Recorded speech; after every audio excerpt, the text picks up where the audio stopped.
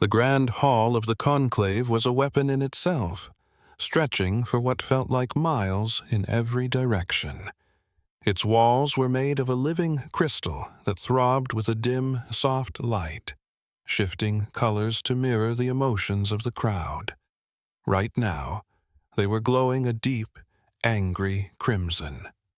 Ambassador Yelena Vasquez stood all alone on the speaker's platform. By human standards, she was a small woman, barely 5 feet tall, with her gray hair pulled back into a severe knot. Her face was a roadmap of 60 years of life, but her eyes were sharp and shockingly clear. She wore the plain black uniform of Earth's diplomatic corps, with no medals or flashy decorations, just a tiny blue planet stitched right over her heart. All around her, rising up in massive curved tiers like the inside of a giant bowl, were the delegates from 1,000 different civilizations. A few looked vaguely human, but most absolutely did not. There were beings that looked like they were carved from living stone, their bodies crackling with the heat inside them. There were creatures that shimmered in anti-gravity fields, their forms too fragile for a planet's pull. There were hive minds that spoke through dozens of bodies at once, and ancient beings that were just patterns of light trapped in crystal cages. Every single one of them was staring down at her, and not one of them looked friendly. On the highest tier sat the Council of 12, the rulers of the most powerful races in the known galaxy. These were beings who had held their power for thousands of years. They had seen younger races like humanity rise and fall like tides on an ancient shore. They weren't afraid of anything, and they certainly weren't afraid of humans. High Arbiter Kethvar of the Dominary Empire leaned forward. He was a tall, skeletal figure with skin the color of dried blood and eyes like molten gold. His people had conquered 300 star systems before humans had even figured out how to make fire. His voice boomed through the hall, instantly translated into 1,000 different languages. "You may speak, human. The Council grants you this courtesy, though we are under no obligation to do so." Vasquez didn't bow. She didn't flinch. She just gave a single, sharp nod and began. "Honored members of the Council, representatives of the Conclave," she said, her voice steady and calm. "I am not here today to beg. I am here to reason. 100 years ago, the races of this galaxy made a choice. You looked at humanity, and you saw a monster. So you put us under an embargo. You cut us off from trade, from travel, from any contact with the rest of the universe. You built a fence around our little corner of space and told us to stay inside." She paused, letting the words hang in the heavy air. "For 100 years, we have honored that boundary. We have not crossed it. We have not fired on the ships that patrol our borders. We have ignored the insults and the taunts aimed at our people. We have been patient." A low chuckle rippled through the hall. A few of the representatives laughed out loud. The idea of humans being patient was apparently the joke of the century. Vasquez went on as if she hadn't heard a thing. "Today, I am asking you to reconsider. Not because we are weak and need your charity, and not because we are desperate with nowhere else to turn, but because this galaxy would be a better place if we could work together. We have so much to offer. All we ask for is the chance to prove it." She fell silent and just waited. For what felt like an eternity, the only sound was the faint hum of the hall's machinery. Then Kethvar rose to his feet. His robes, woven from the light of dying stars, flowed around him like liquid darkness. "The human speaks of patience," he sneered. his voice dripping with disgust. "But we remember what humans truly are. We have observed your species since you first crawled from your oceans. We saw how you treated your own kind, the wars, the atrocities, the endless, pointless violence." He waved one long, slender hand, and giant holographic images flared to life in the air. Pictures from humanity's past, armies on the march, cities engulfed in flames, mushroom clouds blooming over shattered landscapes. "This is humanity," Kethvar declared. "This is what you are. You talk about peace, but peace is not in your nature. You talk about cooperation, but you can't even cooperate with yourselves. How can we possibly trust you with the galaxy when you couldn't even be trusted with one little world?" Vasquez's expression never flickered. She knew this was coming. She'd seen these same pictures used as a weapon against her people 1,000 times before. "Those images are ancient history," she said quietly. "Some are hundreds of years old. We've changed." "Have you?" Kethvar shot back. "Your species has only been spacefaring for 300 years. That is nothing. It is the blink of an eye. My people have existed for 50,000 years, the Silthine for even longer. We have learned that a creature's true nature doesn't change so quickly. You are what you are, human. And what you are is a danger." He turned to face the full council. "I move that we reject the human petition. I also move that we strengthen the embargo. The containment strategy has worked for a century. Let it continue for another century. Let the humans stay in their cage until they prove, beyond a shadow of a doubt, that they can be trusted." One by one, the other council members gave their support. The Silthine, whose bodies were like flowing mercury, spoke about the need for caution. The O-Rex hegemony, massive creatures covered in thick natural armor, spoke of the danger humans posed to weaker species. The crystalline minds of Fathas, who were living patterns inside perfect geometric crystals, showed mathematical models that predicted human expansion would shatter the stability of the galaxy. Not a single voice spoke up for humanity. The vote was unanimous. The petition was denied. But Kethvar wasn't done. "There is one final matter," he said, and a sudden cold silence fell over the hall. "For too long, we have been satisfied with simply containing the human threat. We have watched and waited, hoping they would accept their place. But our latest intelligence suggests that humans have been trying to develop new technologies, weapons that could threaten the very peace we have so carefully built." He let that sink in. "I propose we move from containment to active suppression. Any human ship found outside its designated zone will be destroyed on sight. Any human colony that shows the slightest sign of military buildup will be subject to immediate inspection and, if necessary, neutralization. We will not wait for the humans to become a threat. We will ensure they never get the chance." The hall exploded into a chaos of voices. Some argued that this was going too far. Others yelled that it didn't go far enough. But when the vote was finally called, the result was the same, unanimous. The containment directive was now a death sentence. Humanity wasn't just in a cage anymore.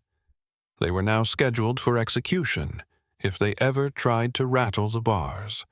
Vasquez stood through it all, her face a perfect, unreadable mask.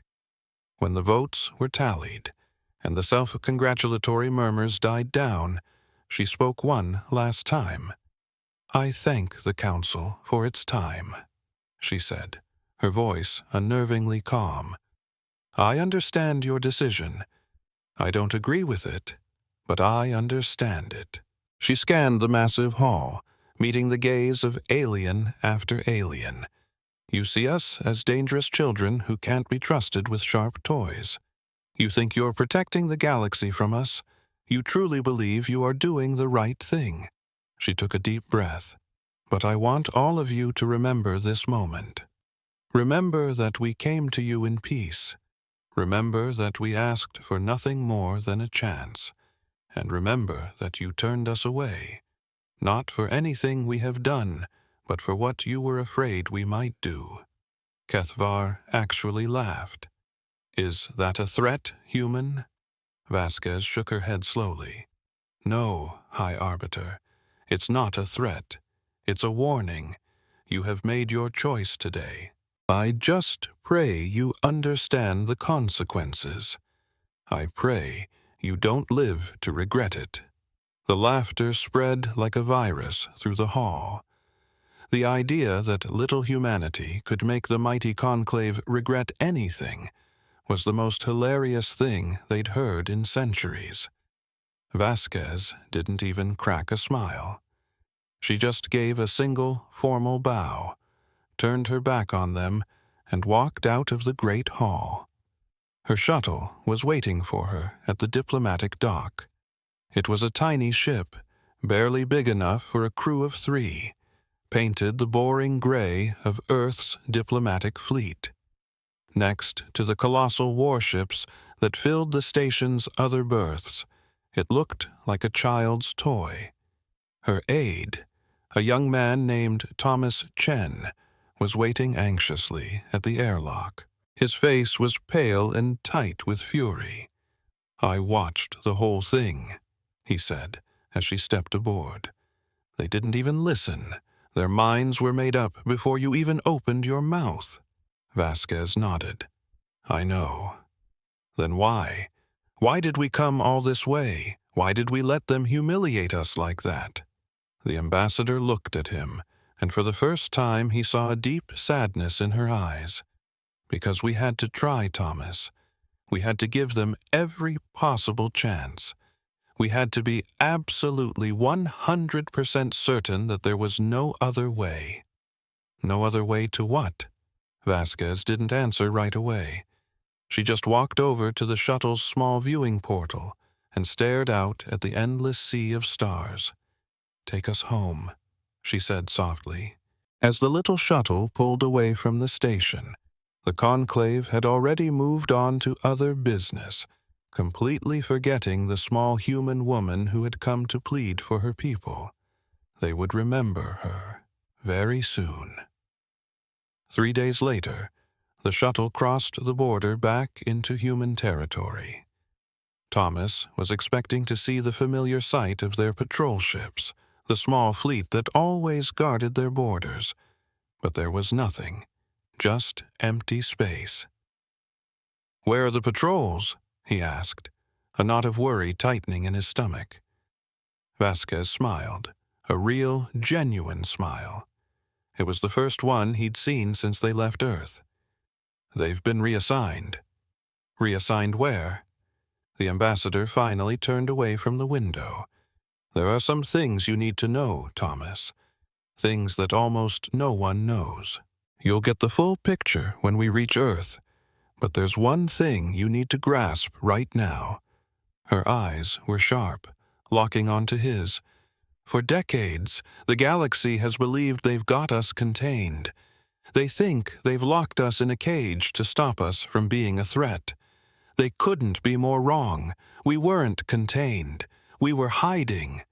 A shiver went down Thomas's spine. "Hiding from what?" "Not from something," she corrected.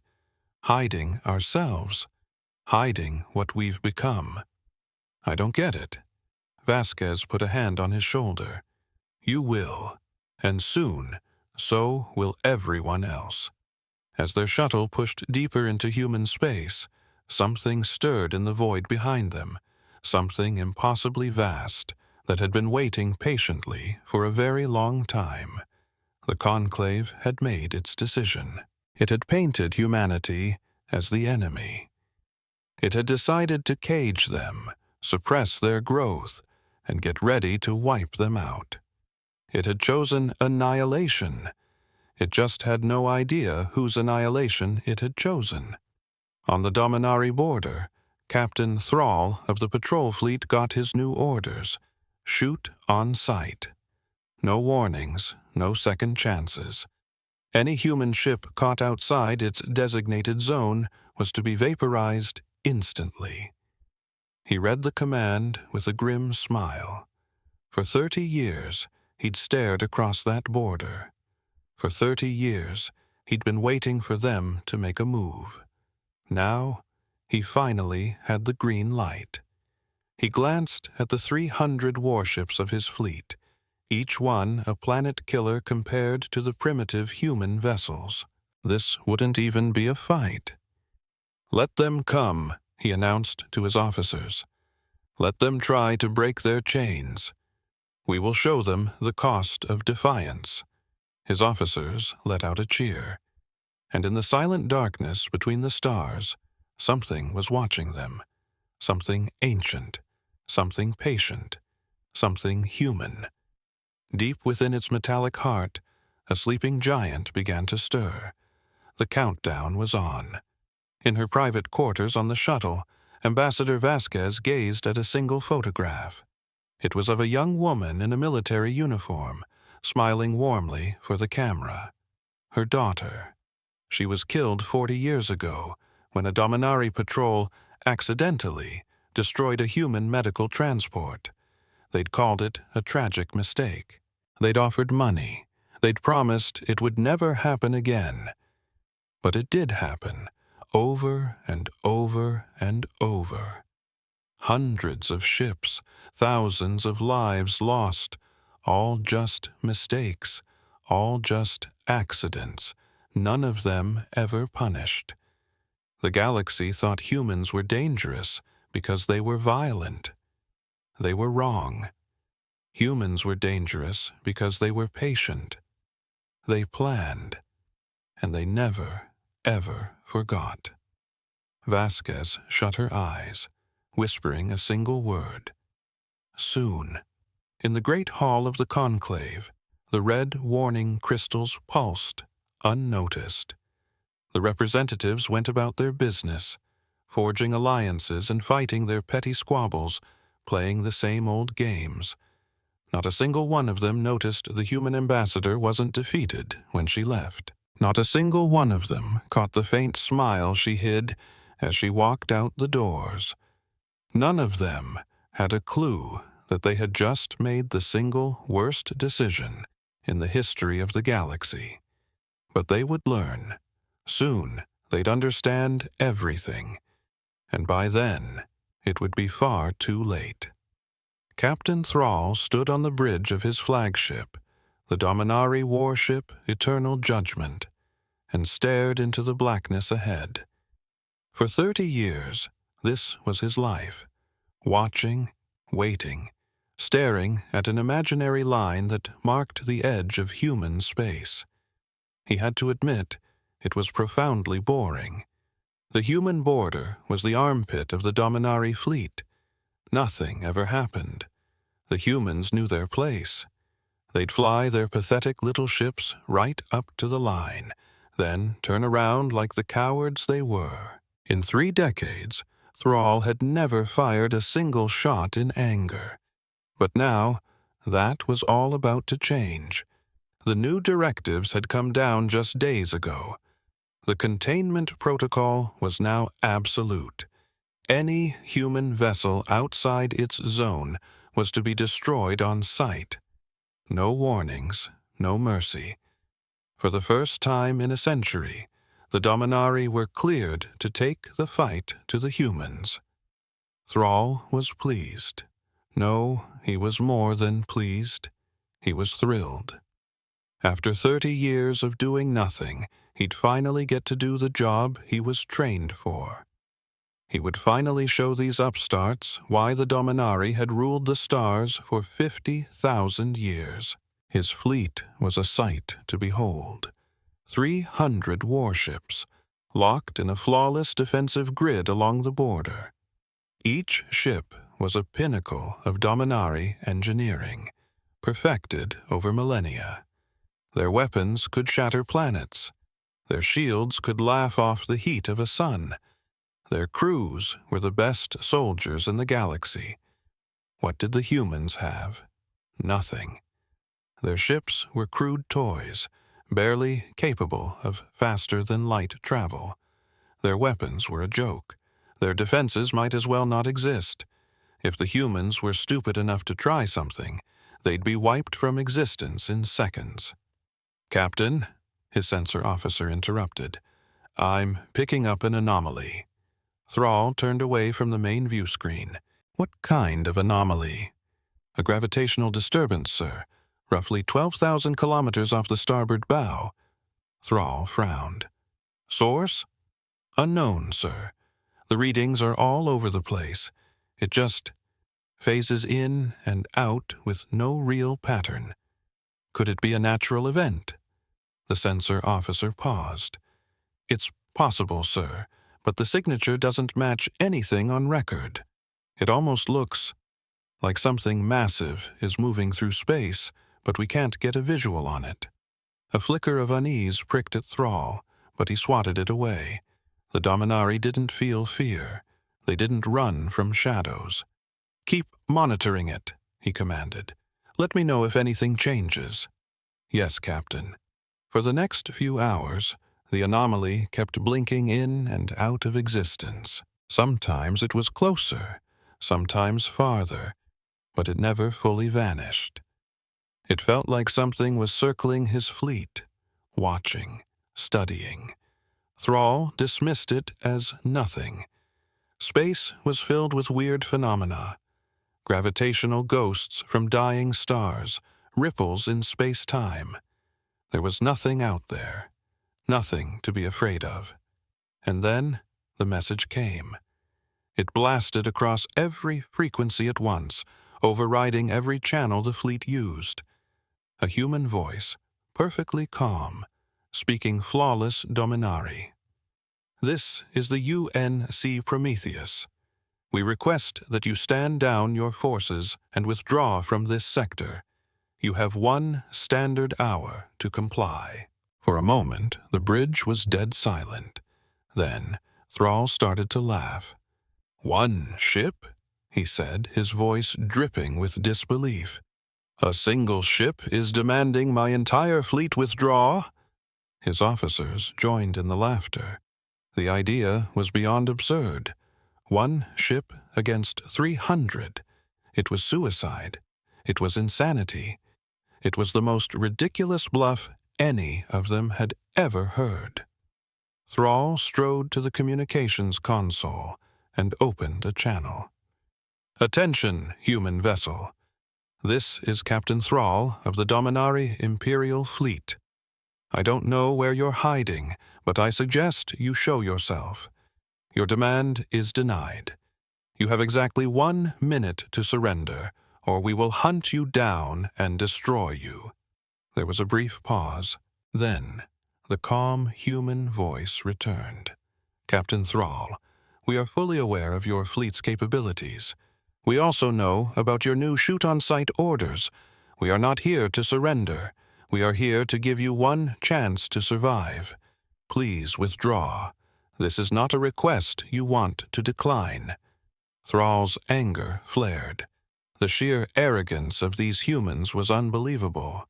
They were nothing, they had nothing, and yet they dared to threaten him. "Find that ship," he barked at his sensor officer. "I want its location now." "I'm trying, Captain, but I can't get a lock. There's nothing on our sensors. Absolutely nothing." "That's impossible. We're receiving their transmission." "I know, sir, but all our sensors show is empty space." Thrall growled in frustration. The humans were playing some kind of game. They must have found a primitive trick to fool Dominari sensors. But it didn't matter. 1 ship, no matter how clever, was no match for his fleet. "All ships," he commanded, "break formation and begin a systematic search pattern. Find that vessel, and the moment you do, obliterate it."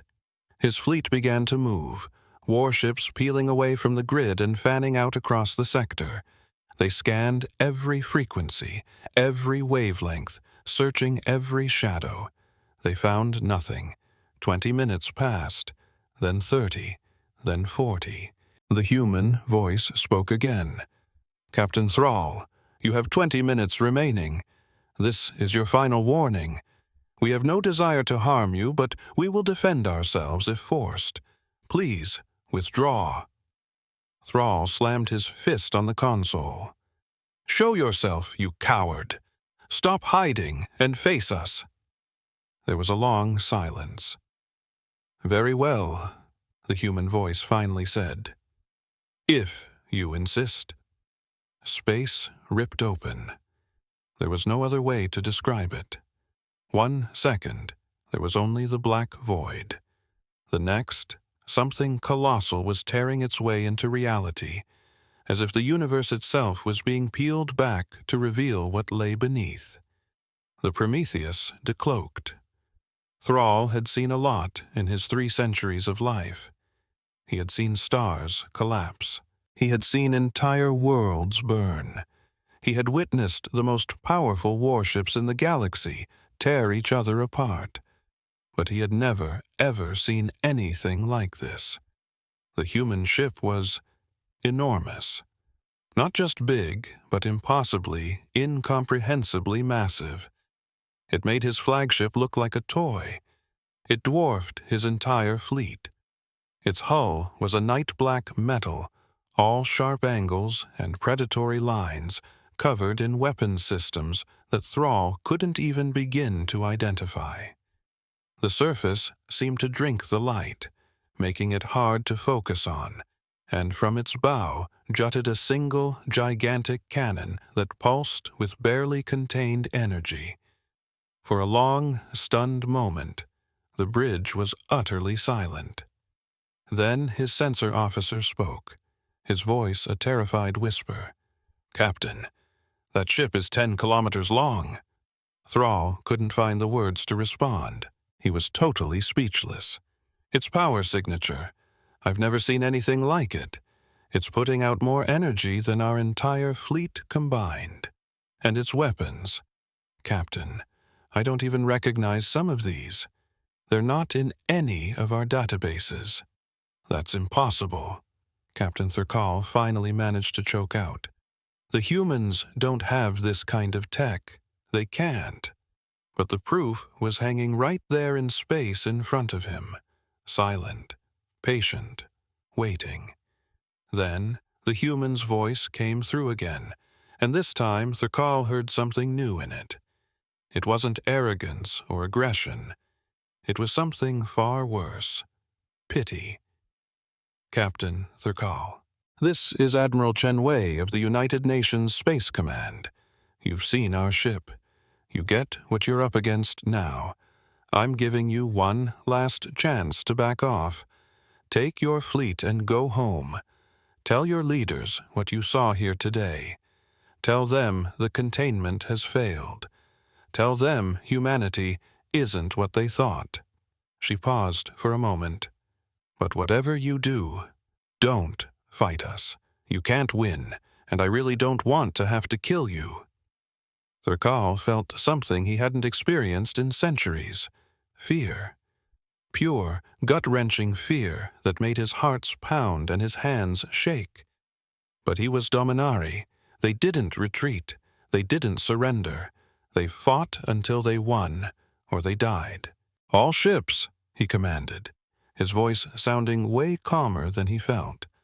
"Target that vessel. Prepare to fire on my mark." His officers just stood there. "Captain," his first officer said softly, "maybe we should reconsider." "I gave you an order," Thurkal roared. "We are Dominari. We don't run from anyone. Target that ship and get ready to fire." Slowly, hesitantly, his fleet of 300 warships aimed their weapons at the single ship, the Prometheus. Missile ports opened, energy cannons charged up, and targeting systems locked on. On the main screen, the human ship just sat there, completely still, as if it were waiting. "Admiral Chen," Thurkal broadcast, "this is your final warning. Surrender now or we will annihilate you." The reply was instant. "Captain Thurkal, I was hoping you'd be smarter than this. I was hoping you'd see the logic here, but I get it. You're a proud people. You've never known defeat. You don't know how to back down." There was another pause. "I am truly sorry for what's about to happen." A shiver went down Thurkal's spine, but he ignored it. "All ships, fire! 300 warships unleashed absolute hell. Thousands of missiles shot across the void. Beams of every color imaginable sliced through the darkness. Nuclear warheads went off in a massive, fiery chain reaction. It was enough firepower to shatter a planet, to crack a moon in half, to snuff out a small star, and it slammed into the Prometheus, and did absolutely nothing. The human ship didn't even try to dodge. It just took the full force of the attack like a mountain in a rainstorm. Explosions blossomed against its hull and simply vanished. Energy beams hit invisible shields and fizzled out into nothing. Missiles detonated in brilliant flashes that lit up the ship for a second before it was dark again. When the smoke cleared, the Prometheus was floating there, without a single scratch. Thurkal stared at his screen, completely stunned. "How?" he whispered. "That's not possible." His sensor officer's voice was shaking. "Captain, their shields. I've never seen readings like this. Our weapons didn't even make a dent. It was like we were shooting at empty space. They absorbed all of it, every last bit." On the screen, the Prometheus finally started to move. It turned slowly, deliberately, to face Thurkal's flagship, the Eternal Judgment. The massive cannon on its front began to glow with an intense light. Admiral Chen's voice came over the comms one last time. "That was a bad move, Captain." The Prometheus fired. A single beam of light shot out from the human ship. But it wasn't just light. It was something else, something that seemed to bend space itself as it flew. It moved faster than Thurkal's eyes could track, faster than his sensors could even register. It hit the Eternal Judgment. There was no fireball, no flying debris, no final screams over the radio. The ship just ceased to exist. 1 second it was there, the next it was gone. Not blown up, erased, like it was never even built. The beam kept going, right through the space where the flagship had been. It hit the ship behind it, and the one behind that, and the next. 6 Dominari warships vanished in the blink of an eye. Thurkal was dead before he even knew what hit him. His last thought wasn't about his family or his empire. It was just one simple, terrifying realization. They were wrong about the humans. They were so wrong. The entire battle was over in 4 minutes. The remaining Dominari ships scattered, fleeing in every direction, their crews screaming for help on every channel. They yelled about monsters and demons, about a ship that couldn't be hurt and couldn't be stopped. Admiral Chen stood on the bridge of the Prometheus and just watched them run. Her face was calm, but her eyes held a deep sadness. "Should we go after them, Admiral?" her tactical officer asked. Chen just shook her head. "No, let them go. Let them tell the galaxy what they saw here today." She turned away from the view screen. "We gave them a chance. We gave them every possible chance to walk away. They're the ones who chose not to listen." The Prometheus floated alone in space, surrounded by the ghostly energy signatures of the ships it had erased. 287 Dominari warships gone in 4 minutes. The human ship hadn't taken a single point of damage. In the distance, the survivors kept running, carrying their terrifying message to the rest of the galaxy. The containment has failed. Humanity is awake, and they are coming. The news spread like wildfire. Within hours, every major power had picked up the distress calls. Within days, the recordings were everywhere. Shaky video from the fleeing ships showed the impossible. A single human vessel, bigger than anything they'd ever seen, wiping out an entire Dominari fleet in minutes. The galaxy watched in stunned horror. On 100,000 different worlds, leaders gathered to watch the footage. They saw Dominari weapons splashing harmlessly against human shields. They saw the Prometheus fire, that awful beam, deleting warships like they were typos in a document. They heard the raw terror in the voices of the survivors, and they all asked themselves the same question. How? How did the humans build a ship like that? How did they hide it for so long? How did the most advanced civilizations in the galaxy miss something this big happening right under their noses? The answer was simple, even though nobody wanted to admit it. They had been arrogant. They had been lazy. They had looked at humanity and saw only what they wanted to see. And now, they were about to pay the price for their blindness. Admiral Chen sat alone in her quarters on the Prometheus, looking at a photo on her wall. It was of a young man in a military uniform, smiling that confident smile that only the young have. Her son, David. He'd been dead for 53 years now, killed by the Silthene. Their raiding party had hit a human colony ship, saying it had wandered into their space. 3,000 colonists died that day, including David and his entire family. Chen's grandkids, who she'd never even gotten to meet, were just 4 and 6 years old. The Silthene paid a fine. They said they were sorry. They promised it would never happen again. But it did happen again, to other families, with other kids. For a century, the galaxy had treated human lives like they were cheap, and humanity had to just take it because they didn't have a choice.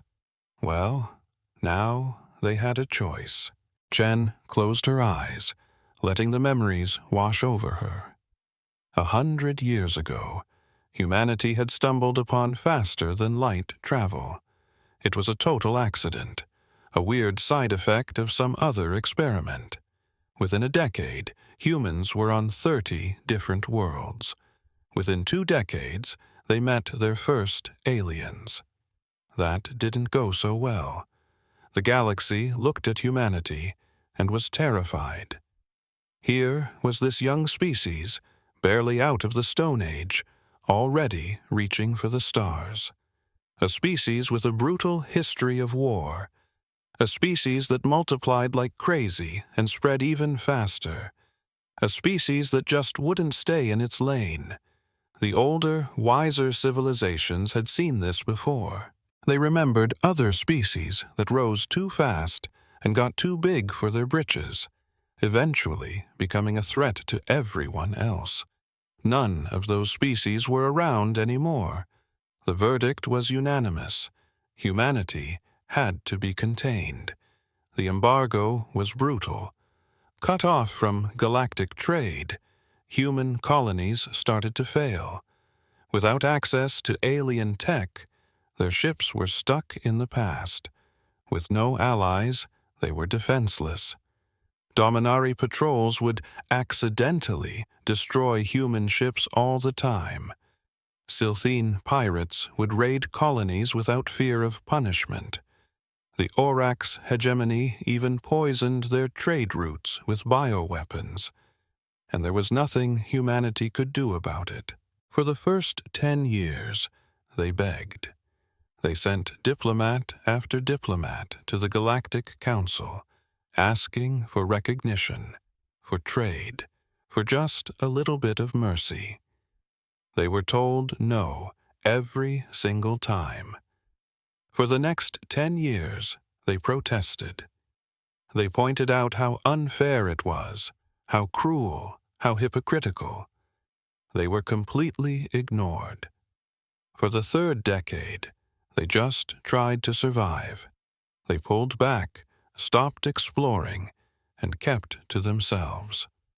The rest of the galaxy figured they'd finally given up and accepted their place. The galaxy was dead wrong, because deep inside human space, far away from any prying eyes, they had found something. It was a dead world, circling a dying star, littered with the ruins of a civilization so ancient it made the galaxy's oldest empires look like toddlers. This was where humanity found the secret to their survival and their revenge. The beings who lived here, the ones humans called the precursors, were long gone. Nobody knew their real name or where they went. But what they left behind was technology that bordered on magic. Weapons that could shatter planets, shields that could laugh at a star's fury, and engines that made the vastness of space feel small. Most importantly, they left behind the knowledge of how to build it all, a blueprint for becoming gods. Humanity spent 90 long years deciphering that blueprint. It wasn't easy. Precursor tech forced them to rewrite the laws of physics, to unlearn everything they thought they knew. Generations of scientists threw their entire lives at the problem. But if there's one thing humanity is good at, it's being stubborn. 30 years ago, the first ship built with that knowledge rolled off the line. It was a tiny thing, barely bigger than a standard patrol boat, but it carried enough firepower to make the galaxy's mightiest dreadnoughts look like toys. They tested it in the deepest shadows of space, cloaked by tech the old races couldn't even dream of detecting. And then they started building more. The Prometheus was the 20th ship of the line, and she was the biggest, baddest one yet. Her crew nicknamed her the Harbinger, because they knew her first appearance would signal the end of an era. Admiral Chen glanced at the photo of her son one last time. "We tried, David," she whispered. "We really tried every other way, but they wouldn't let us be. They wouldn't stop hurting us." She squared her shoulders and walked out the door. "Now," she muttered, "they get to learn what happens when you push humanity too far." The bridge was a storm of controlled chaos. Officers moved with purpose, their stations lit up with frantic communications from every corner of the galaxy. The news of the battle had sent a shockwave through civilized space, and every government was scrambling for answers. "Admiral, on the bridge!" an officer called out, and the crew instantly snapped to attention. "As you were," Chen said, striding to her command chair. "Give me the latest." Her executive officer, Captain Marcus Webb, handed her a data slate. "The recordings have hit every major power, Admiral. The Conclave has convened an emergency session. We're seeing fleet movements everywhere." "They're scared," Chen stated. It wasn't a question. "Terrified, ma'am," Webb confirmed. "Our analysts figure they're stripping their borders bare to form one massive response fleet. Current projections put them at 50,000 warships, ready to move within the month." Chen just nodded. "Good." Webb blinked, a flicker of uncertainty in his eyes. "Good, ma'am. 50,000 ships in one spot is a lot easier to deal with than 50,000 ships scattered across the galaxy," she said calmly. "This way, we only have to break them once." A chilling silence fell over the bridge. Every single person there knew exactly what that meant. This was it. War. Absolute, total, and unavoidable. And this time, humanity was going to win. "Admiral," the comms officer interrupted. "Transmission coming in from Earth. Priority Alpha." The main view screen shimmered, and the face of President Elena Rodriguez appeared. She was a small woman with piercing eyes, carrying the quiet steel of someone who had been waiting for this day her entire life. "Admiral Chen," she began, her voice steady, "I've reviewed your report. The engagement went according to plan." "Yes, Madam President. Total enemy losses. 0 casualties on our side. And the witnesses? The ones who got away? They escaped, ma'am, just as planned. By now, the whole galaxy knows what we did." Rodriguez gave a slow, deliberate nod. "Then it's time, Admiral. By the power vested in me as President of the United Earth Government, I am officially issuing War Order Alpha. You are cleared to commence Operation Revelation." Chen's heart hammered against her ribs. They had drilled for this, planned for this, dreamed of this. But hearing the order spoken aloud sent a shiver down her spine. "Understood, Madam President. Operation Revelation is a go." "Show them, Admiral," the President said, her voice a low, intense command. "Show them what we've become. Show them what a century of their cruelty has forged." "Yes, ma'am." The screen went black. Chen turned to her crew. They were all looking at her, their expressions a mix of fierce resolve and quiet apprehension. These were her people. They'd trained, fought, and bled for this moment. They knew the cost, and they were ready to pay it. "You heard the President," Chen announced, her voice ringing with authority. "Operation Revelation is a go. All ships, prepare for immediate deployment." She let the words hang in the air for a moment. "For 100 years, the galaxy has treated us like vermin. They've murdered our people, shattered our fleets, and told us we were nothing, that we deserved to be nothing, that we would always be nothing." Her voice rose, filled with cold fire. "Today, that lie dies. Today, we show them the real face of humanity. Not the backward children they thought we were, but something much, much older and far more dangerous." A thin, cold smile touched her lips. "We're the species that holds a grudge. We're the species that never, ever quits. We're the species that always finds a way, no matter how long it takes, no matter how impossible the odds." She stood tall. "We offered them peace. We offered them diplomacy. We offered them patience. They chose to make us their enemy. They chose to back us into a corner." Her voice dropped to a near whisper, laced with menace. "And now they get to see what happens when the thing in the corner bites back." She turned toward the vast star field on the view screen. "All ships, commence Operation Revelation. Today, the galaxy gets a history lesson. Across the hidden corners of human space, the doors to 100 secret shipyards slid open. From cloaked bases on forgotten moons and deep space stations, a ghost fleet rose. Some were as massive as the Prometheus. Some were even larger. Every single one was armed with weapons the galaxy couldn't comprehend and wrapped in shields it couldn't scratch. For 100 years, humanity had hidden. For 100 years, humanity had built. For 100 years, humanity had waited. The waiting was over. The human fleet began to move, and the stars themselves seemed to tremble. In the grand assembly of the conclave, the glowing crystals that represented the great powers had turned from red to black, a color unseen for thousands of years.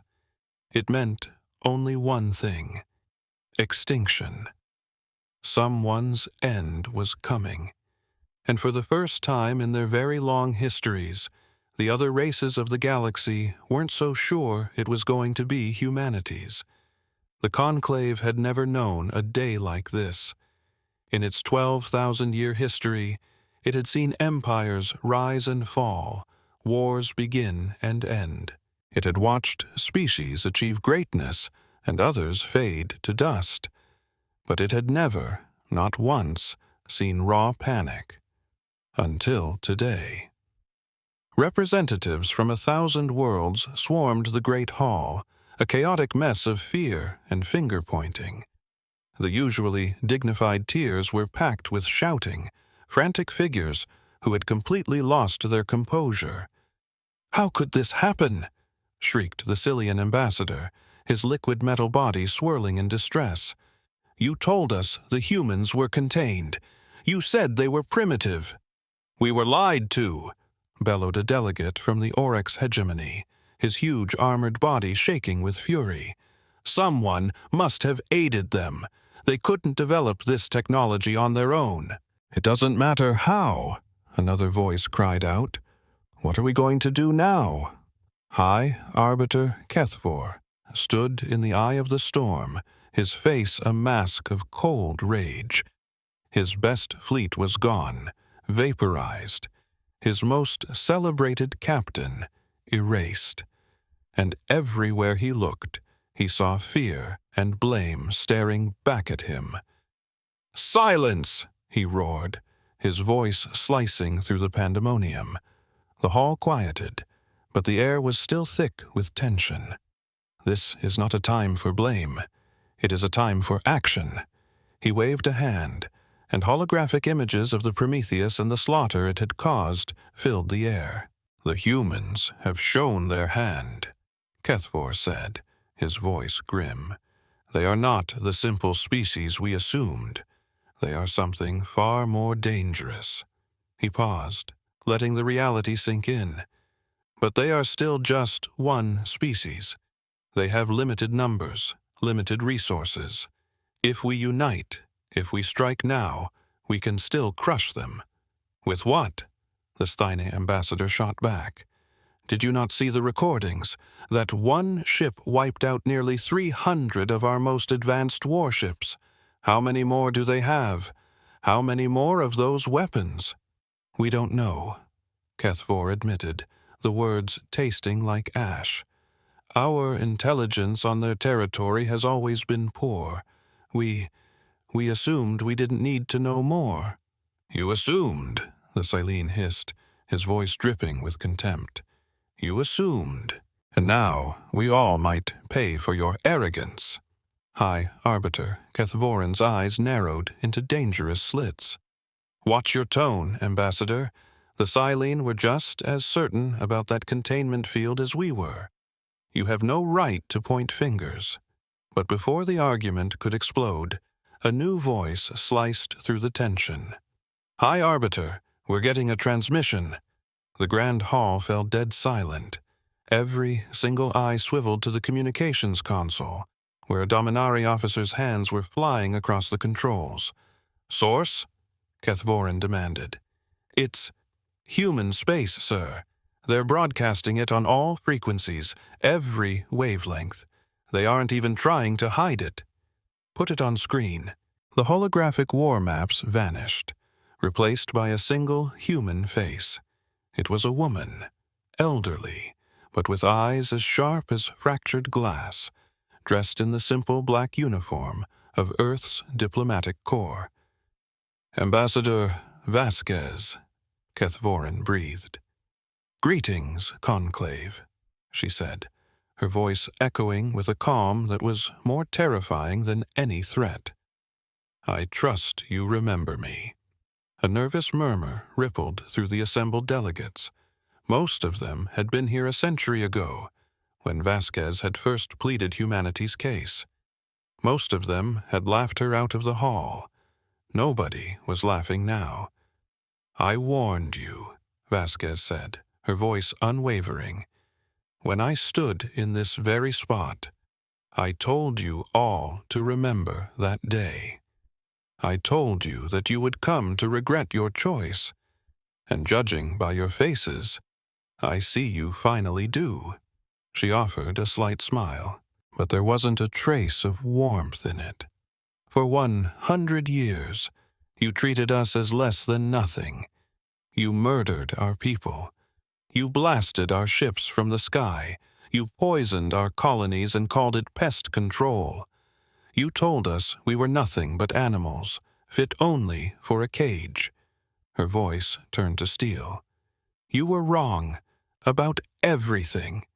The image behind her flickered, revealing the battleship Prometheus, now flanked by dozens of other massive vessels, each one bristling with weapons technology the galaxy had never conceived of. This is the human fleet, she declared. The fleet we built while you were watching us and laughing. The fleet we prepared while you patted yourselves on the back for how cleverly you had contained us. The image changed again, showing colossal shipyards teeming with thousands more ships under construction. And this is what's coming next. Every day we build more. Every single day we get stronger. While you were busy playing your political games and fighting your pathetic little wars, we were getting ready for this moment. Vasquez's face filled the screen again. We don't want war, she said, her tone softening slightly. We never did. All we ever wanted was to be left alone, to live in peace, and to be treated as equals. She paused, letting the words sink in. But you wouldn't allow that. You chose to make us your enemies. You chose to see us as a threat that needed to be stamped out. And now, you will face the consequences of that choice. What do you want? Kethvorin demanded, striding forward. Name your price, human. Vasquez's smile returned. It's simple, High Arbiter. We want exactly what we asked for 100 years ago. Recognition. Fair trade, the right to travel freely among the stars, the right to be treated like a civilized species. And if we agree, Kethvorin pressed, then this war is over before it even starts. Your ships won't be turned to dust. Your worlds won't be set ablaze. Your people will live. His jaw clenched. And if we refuse? Vasquez's smile vanished. Then you will discover what humanity is truly capable of, and I promise you, you will not enjoy the lesson. She paused one last time. You have 3 days to give us your answer. Use them wisely. The transmission cut out, and the hall exploded into chaos. We have to surrender, one delegate yelled. We can't fight that. Surrender to humans? Never, another roared. We are the masters of this galaxy. Did you not see the recordings? Did you not see what they did to our fleet? One battle doesn't decide a war. We can still win this. Kethvorin stood at the eye of the storm, his mind a whirlwind. He was Dominari. His people had ruled the galaxy for 50,000 years. They had never surrendered, never retreated. The very thought was an insult. But he had seen the battle footage. He'd watched his best ships get deleted from existence, as if they were nothing more than a child's toy. And he couldn't shake the chilling certainty that he'd only seen a tiny glimpse of humanity's true power. Silence, he bellowed. We will vote, all in favor of accepting the human terms. A few hands went up. The merchant guilds, some of the smaller races, those who valued profits over pride. All in favor of resistance? More hands shot up. The Dominari, naturally.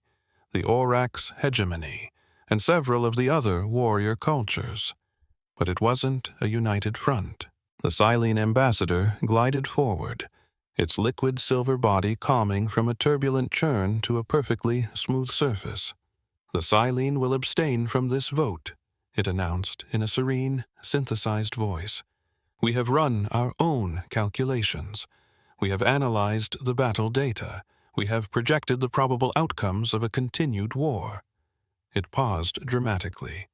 "Our conclusion is that resistance is futile. The war is already over. We just haven't finished fighting it yet." A collective gasp echoed through the hall. "What are you saying?" Kethvorin demanded, stunned. "I am saying that the Silene will not die for your pride, High Arbiter. We are withdrawing from the Conclave Alliance. We will seek a separate peace with the humans." "You can't do that. The Conclave Charter—" "The Charter assumes the Conclave can protect its members," the ambassador interrupted smoothly. "It cannot protect us from this. Therefore, we are leaving." The Silene ambassador turned and began to flow towards the exit. After a moment of shocked silence, other delegations started to follow. The merchant guilds, the crystalline miners of Fastus. One by one, species began to peel away from the alliance, scrambling to save their own skins. Within an hour, the great conclave had shattered. Kethvorin was left standing alone in the vast hall, surrounded only by the diehards, the Dominari, the Orax, and a handful of others either too proud, too stubborn, or too foolish to see the truth. "Very well," he said, his voice as cold as deep space. "Let the cowards run. Let them beg the humans for mercy. We will not bow. We will not kneel. We will fight until the last ship, the last soldier, the last breath." His officers roared in approval. But deep down, in a secret part of his soul he would never acknowledge, Kethvorin wondered if he was leading his people to glory, or to their utter extinction. 2 days later, Ambassador Vasquez returned. The great hall was nearly empty now. Most species had already withdrawn to make their own deals with humanity. Only the Dominari and their staunchest allies remained, their delegations arranged in a pathetic show of defiance. Vasquez walked to the center platform. Her footsteps echoed in the cavernous silence. She looked older, weary in a way that had nothing to do with age. "High Arbiter Kethvorin," she began. "I have received the replies from the various species. I see that you and your allies have chosen to reject our terms." "We have," Kethvorin said, his voice dripping with pride. "The Dominari do not surrender. The Dominari do not bow to lesser species. Whatever you've built, whatever weapons you've made, we will find a way to break them. We will fight you to the very end." Vasquez nodded slowly. "I expected as much. I had hoped for better, but I expected this." She glanced around the hollowed-out hall at the few who remained. "I want you to understand something, High Arbiter. We never wanted this. Everything that's about to happen, we tried to stop it. We sent diplomats. We filed petitions. We begged for peace." Her voice hardened. "And you refused. Every single time you refused. Your people murdered our people, and you laughed about it." She stepped closer to him. "We have a saying on Earth. Be careful what you wish for. You wished to make us your enemies. You wished to back us into a corner. You wished to force us to become the monsters you always claimed we were."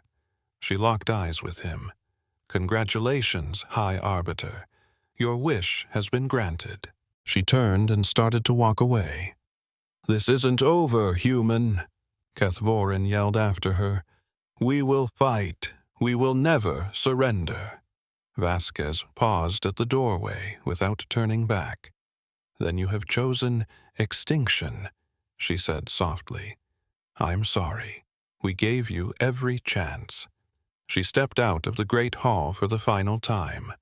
Behind her, the living crystals that formed the walls began to pulse with a new, strange color. A color darker than black, a color that seemed to drink the light from the air. It was the color of an ending. The war had begun, and it lasted for all of 3 months. Later, historians would write volumes trying to explain how an empire that ancient and powerful could collapse so fast. The Dominari Empire had stood for 50,000 years. They had conquered 300 star systems. They had crushed every enemy they'd ever encountered. And they fell in 90 days. The human fleet swept through Dominari space like a wildfire. Their ships were faster, their weapons were stronger, their shields were unbreakable. Every defensive line the Dominari scrambled to create was shattered. Every fleet they mustered was annihilated. Every world they swore to protect was taken. But the humans didn't just conquer. They did something far more terrifying. They offered mercy. Every Dominari world that surrendered was spared. Every officer who laid down their weapons was treated with dignity. Every civilian was protected. The humans didn't burn cities or carry out massacres. They didn't enslave or torture. They just took control and moved on. It was not what the Dominari expected. It was not what anyone expected. High Arbiter Kethvorin had promised his people a glorious last stand. He had promised them that the humans would finally show their true colors as the savage monsters everyone believed them to be. He had promised that history would prove him right. Instead, he could only watch in horror as world after world surrendered, and the humans proved to be more benevolent conquerors than the Dominari themselves had ever been. It was a humiliation that drove him to the brink of madness. The final battle unfolded in the skies above the Dominari homeworld. Kethvorin had gathered every last ship he had, every vessel that could still fly. 40,000 warships, forming a desperate sphere around their sun, a final, futile shield for the cradle of their civilization. This was all they had left, their last hope, their final defense. The human fleet appeared at dawn. From the bridge of his brand-new flagship, Kethvorin watched the sensors as the enemy ships dropped out of faster-than-light travel. He'd steeled himself for the Prometheus, the single ship that had tormented his dreams for 3 months. But what he saw was so much worse. The Prometheus was there, all right. But it was no longer the biggest ship in the human fleet. Trailing behind it were vessels that defied imagination. Gigantic constructs, each one the size of a small moon, bristling with weapons that pulsed with barely contained energy. Ships that seemed to warp space around them, their hulls flickering in and out of focus as if they existed in multiple dimensions at once. And there were hundreds of them, hundreds of ships, when any single one of them could have obliterated his entire fleet on its own. By the ancestors, his first officer whispered. What have they been building? Kethvorin didn't answer. He couldn't. For the first time in his very long life, he finally understood what humanity had done. The containment field hadn't stopped them. The trade embargo hadn't weakened them. A century of being abused hadn't broken them. It had only made them furious. The human fleet fanned out, forming a perfect sphere around the Dominari defenses. For a long, tense moment, nothing happened.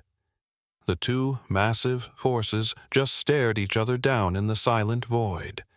One, the masterpiece of 50,000 years of civilization. The other, the result of 100 years of quiet, burning rage. Then, Admiral Chen's voice crackled across every single communication channel. "Hi, Arbiter Kethvorin. This is Admiral Chen Wei of the United Nations Space Command. I'm speaking to you directly." Kethvorin squared his shoulders. Whatever was coming, he would meet it with dignity. "I'm listening, Admiral. You have fought well. Your people have shown great courage. You haven't surrendered, even when it was the only logical thing to do. I respect that. I don't need your respect, human." "Maybe not," Chen's voice replied. "But you have it anyway." There was a brief pause. "I am offering you one last choice, High Arbiter. Order your fleet to stand down. Surrender yourself and your senior officers to face trial for crimes against humanity. Let your people live. And if I refuse, then we will annihilate your fleet, every last ship, every last soldier. And when that's done, we will land on your homeworld and arrest your leaders anyway. The only difference will be how many of your people die before it's all over." Kethvorin felt a strange sensation in his chest. It wasn't fear, not anymore. He'd been terrified for 3 months straight. He had watched his empire turn to dust, his people perish, his entire way of life collapse around him. There was simply no room left for fear. What he felt was something completely different, something he never expected. It was relief. He glanced around his bridge at the officers who had served him so loyally. Young men and women who had families waiting for them on the planet below. Soldiers who had just done their duty, followed their orders, and fought bravely in a war that wasn't their fault. They didn't deserve to die for his pride. "Admiral Chen," he said, his voice measured, "if I surrender, what happens to my people? They will live. Your civilization will go on. Your culture, your art, your history, all of it will be preserved. We aren't here to destroy you, High Arbiter. We're here to stop you from destroying us. And my leaders, my officers, they will be tried for their actions during the containment era. Those found guilty will be punished under human law. Those found innocent will be set free. And me? You ordered the deaths of thousands of humans over the last 3 months, High Arbiter. You will stand trial. The verdict will be based on the evidence." Kethvorin gave a slow nod. It was fair. More than fair, actually. It was far more merciful than he deserved, and far more merciful than he would have been if the roles were reversed. He looked at his officers one last time. Some of them were crying. Some were praying. Some just stood silently, waiting for his command. "First Officer Thrankel," he said quietly. "Yes, High Arbiter?" "You have a daughter, don't you, a little girl?" Thrankel swallowed hard. "Yes, sir. She is 7 years old." "What's her name?" "Sir?" Kethvorin closed his eyes. "She deserves to grow up with a father," he said. "All the children on that world deserve to grow up. All the families deserve a chance to stay together." He opened his eyes, his decision made. "We have lost this war. We lost it the second we chose to treat humanity as our enemies instead of our neighbors. Fighting longer won't change the outcome. It will only add more names to the endless list of the dead." He reached up and slowly unpinned the insignia from his uniform, the symbol of the High Arbiter, worn by Dominari leaders for 10,000 years. "Admiral Chen," he said, his voice unwavering, "I am ordering my fleet to stand down. I am surrendering myself and my senior officers into your custody. My only condition is that you keep your promise and spare my people." There was a long silence on the communication channel. Then Chen's voice came back, and for the first time, Kethvorin heard something other than cold professionalism. He heard genuine respect. "Your surrender is accepted, High Arbiter. Your people will be safe. You have my word." Kethvorin nodded. "Then it is done." He turned to his crew.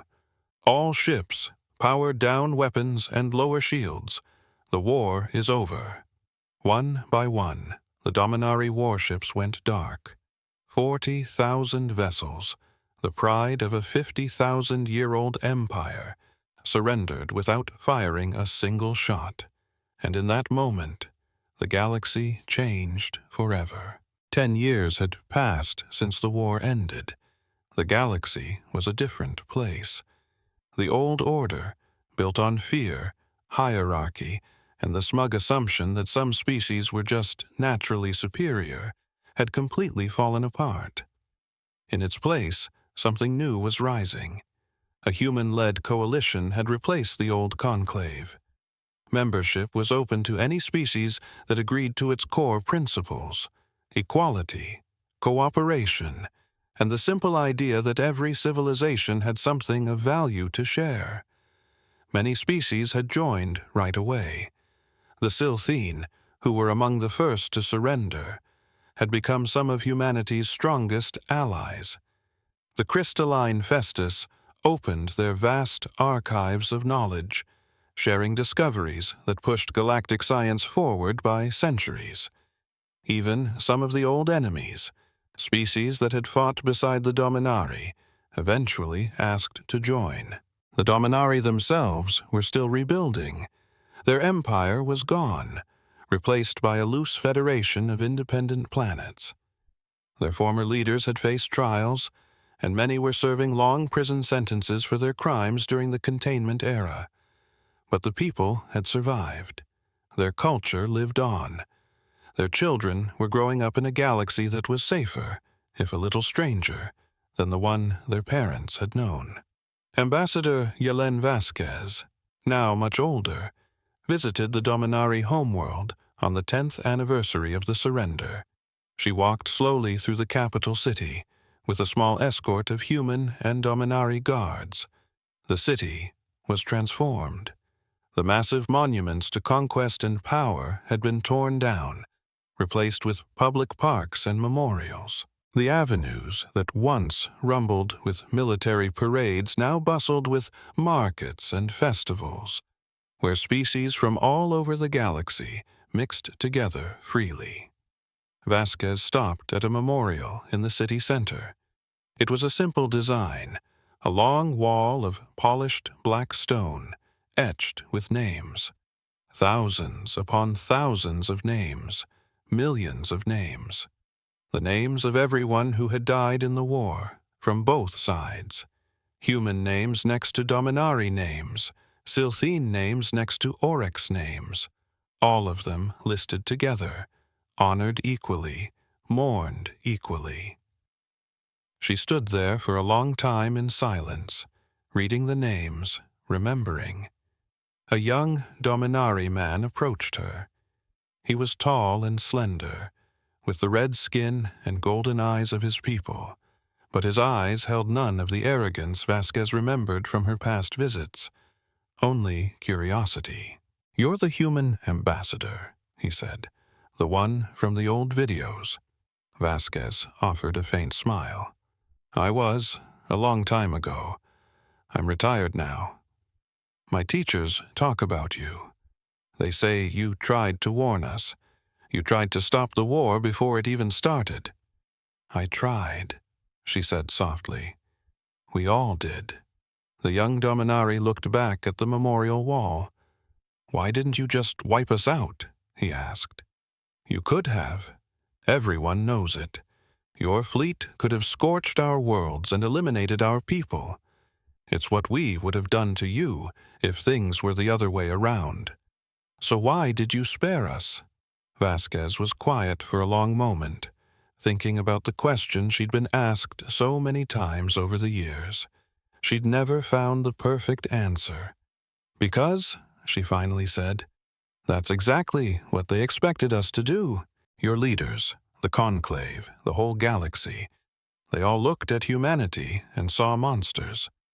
They saw violence, aggression, and an instinct for destruction. They were convinced that was all we were. She turned to look the young Dominari in the eye. We spent 100 years in the dark, young man. 100 years completely alone, cut off from the rest of the galaxy, forced to rely on nothing but ourselves. We had a lot of time to think, a lot of time to decide who we really wanted to be. She gazed up at the stars, which were bright even in the planet's daylight. We could have become the monsters they feared. We could have let our anger and our pain consume us. We could have built our ships and our weapons and used them to burn down the galaxy that tried to lock us in a cage. She shook her head gently. But we decided to be something else instead. But we decided that wasn't who we wanted to be. We made a choice to be better than our enemies, better than our own past, and better than the galaxy ever dreamed we could be. She smiled, and this time it was genuinely warm. Humanity has messed up a lot, little one. We've caused so much pain, to ourselves and to others. But the one thing we're good at is learning. We can grow. We can choose to be better. She reached out, her fingers gently tracing the names carved into the memorial wall. This wall is here because we refused to kill. We refused to destroy. All we ever wanted was to be free. And when we finally won that freedom, we decided to use our power to build things up, not tear them down. She turned back to face the young Dominari. That's why we spared your people. Because you are not your leaders. You aren't the ones who tried to wipe us out. You're just folks trying to get by, hoping for a better tomorrow, and you absolutely deserve the chance to have one. The young alien stood silent for a long moment, letting her words sink in. Do you think we could ever be friends? He finally asked, his voice soft. Humans and Dominari, after everything? Vasquez thought about it for a second. I think friendship takes time, she said. It takes work. It means being willing to forgive what happened in the past and trusting that the future can be different. She looked him right in the eye. But yes, I think we can be friends. I think we will be friends, she continued. Maybe not today, and maybe not tomorrow, but someday. The children of Earth and the children of Dominar will look back on this time and barely even understand why their ancestors were ever enemies. She motioned toward the wall of names. This is why we built this. It's not here to remind us of the war, but to remind us what it cost. It's here to make sure that the next generation understands what happens when you let fear and hate take over. She turned and started to walk away. Wait, the young Dominari called out. Ambassador Vasquez? She paused. Thank you, he said, for sparing us, for giving us a second chance. Vasquez gave him one last smile. Use it well, young one. The future is in your hands now, yours, and all the other young people across the galaxy. Make it better than the past was. She walked off, leaving the young Dominari standing alone in front of the memorial. He stayed there for a long, long time, reading the names, thinking about every single thing she had told him. Finally, he turned and headed back toward the city, walking into a future that was weird and uncertain, but also brimming with possibility. The rest of the galaxy had expected humanity to choose extinction for their enemies. They learned far too late that humanity had chosen something else entirely. Not revenge, not conquest, not the fire and fury everyone was waiting for. They had chosen hope, and in the end, hope turned out to be the most powerful choice of all.